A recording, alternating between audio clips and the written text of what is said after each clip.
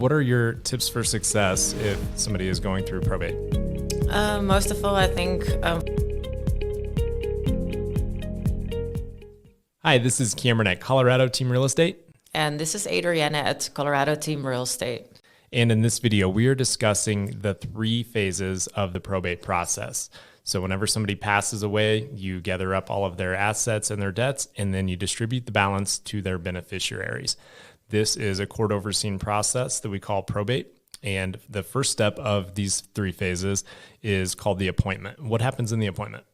That's when probate gets opened. So the petitioner goes to court, opens the probate process.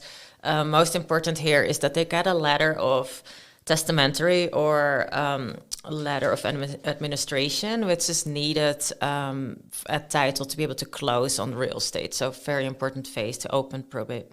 So once we have the letter of testamentary or administration, from there we move into the administration phase. And this is where you search out for the deceased person's assets and for their debts, find how much their property is worth, and then sell it if there's any debts that need to be paid, or just figure out how we're going to distribute this to the beneficiaries. So this is the longest phase, and this is what we see take anywhere from 1 month all the way out to 2 years, just depending on how complex this estate is.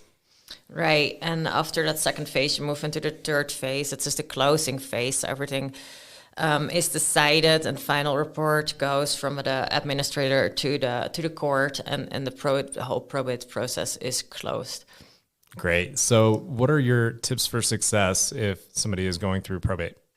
Most of all, I think from what I see is that some people feel overwhelmed. You know, a lot of steps to take and a lot of terminology, and it isn't that complex. It's pretty easy. Colorado rules are relatively easy, so don't feel overwhelmed. In terms of the real estate, I think most important to know is that you can move forward with selling while in probate. So you don't need to wait multiple months or sometimes, right, a year or 2 years. You can really move forward with selling. So that's really important to know. So those 2 things, don't feel overwhelmed. And if you want to move forward, you can while in probate process. Okay, excellent. Sounds good. And something I want to share, a lot of times this terminology is not something that we use every single day. So the estate, this is going to include any homes, any property, any cars that you own, life insurance policies, stocks and bonds, personal property. Everything is wrapped up into the estate. So at first, there will be a personal representative. That person is then going to be assigned as an executor if there is a will, or an administrator if there is no will.